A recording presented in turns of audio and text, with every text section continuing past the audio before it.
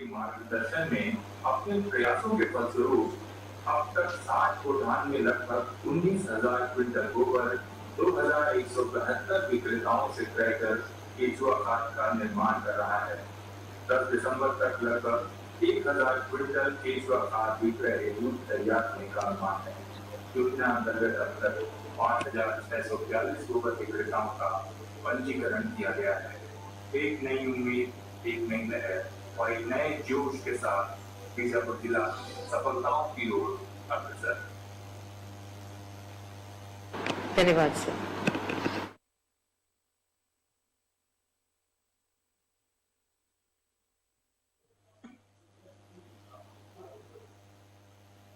Sir आपसे निवेदन है कि 2 शब्द इस अवसर पर कहने का कष्ट करेंगे। हर्ष का विषय है कि आज गोधन न्याय योजना में एक और किस्त गौपालकों को और संबंधित समूहों को माननीय मुख्यमंत्री के द्वारा प्रदान किया गया। जिस दिन से इस योजना की शुरुआत की गई है, एक बड़ा अच्छा कॉन्सेप्ट है और माननीय मुख्यमंत्री भूपेश बघेल जी द्वारा जब इसकी लॉन्चिंग की गई तो पहले हम लोग भी सोचते थे कि किस प्रकार से ये शुरू हो पाएगा। हालांकि गांव के रहने वाले हैं, ये काम गांव में हम लोग करते रहे हैं, पर प्रदेश स्तर पर बड़े व्यापक स्तर पर इस प्रकार गांव में गौठान बंद होने के कगार पे रहा है। पशुपालन की ओर लोगों का रुझान खत्म हो चुका था। उस स्थिति में इसको शुरू करना और इस व्यापक तौर पर करना, गौठानों का निर्माण, शेड का निर्माण, वर्मी खाद का निर्माण और उस जगह में अन्य व्यवसाय को भी शुरू करना, ये एक बहुत अच्छी प्रक्रिया। इससे हमारे गांव के महिला समूहों को, पशुपालकों को और बड़ी बात इससे जो जानवर खुला छोड़ देते थे उसकी सुरक्षा इसके माध्यम से, एक्सीडेंट के माध्यम होता था उसको, तो बहुत अच्छी योजना है और इसके लिए जो जुड़े हुए लोग हैं उनको बहुत बहुत बधाई देता हूं। माननीय मुख्यमंत्री जी को भी, माननीय कृषि मंत्री जी को भी, रविंद्र चौबे जी को, माननीय पंचायत मंत्री टी.एस. सिंहदेव जी को, सभी अधिकारियों को बहुत बहुत बधाई देता हूं कि छत्तीसगढ़ की संस्कृति के अनुरूप हमारी सबसे बड़ी योजना को आपने शुरुआत किया। बहुत बहुत धन्यवाद। धन्यवाद सर। अब मैं माननीय पंचायत एवं ग्रामीण विकास मंत्री जी से निवेदन करूंगी कि इस अवसर पर 2 शब्द कहने के कष्ट करेंगे। धन्यवाद मैम।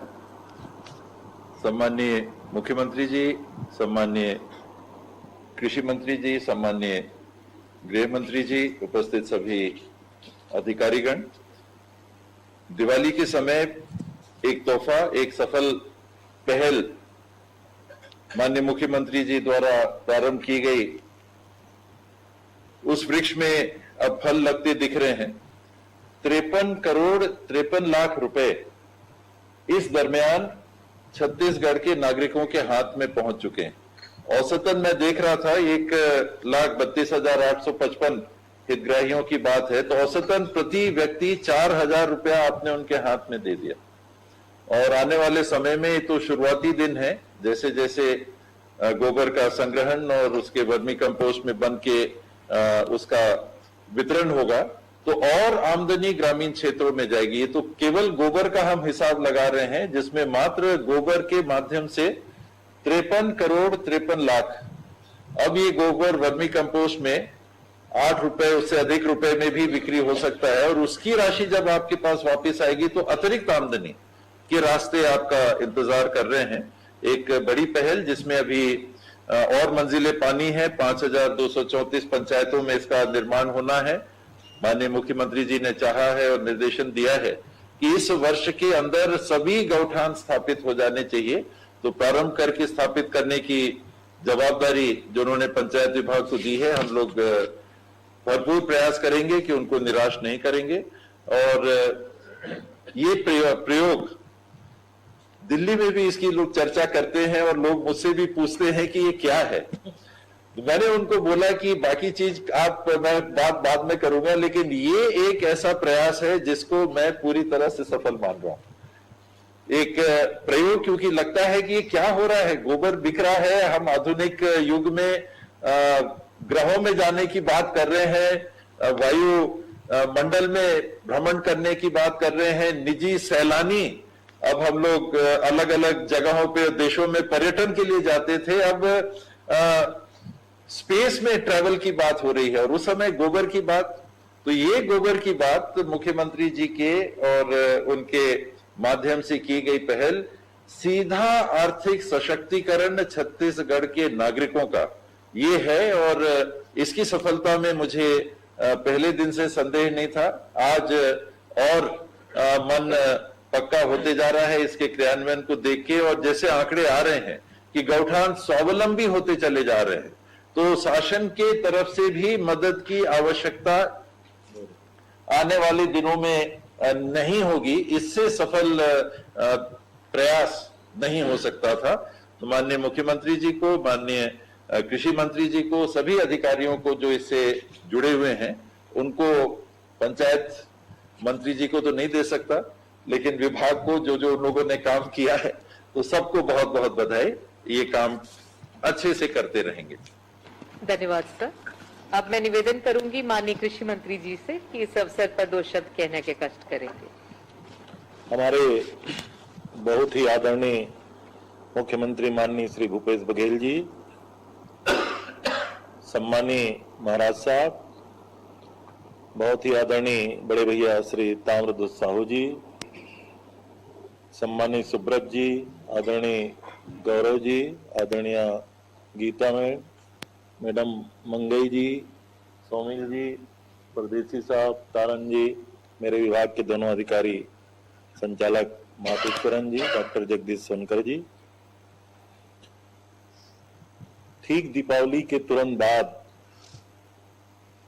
माननीय मुख्यमंत्री जी के हाथों 6 करोड़ 18 लाख रुपया गोपालकों को और गरीबों को हस्तांतरित करने का आज कार्यक्रम है गोधन न्याय योजना के तहत।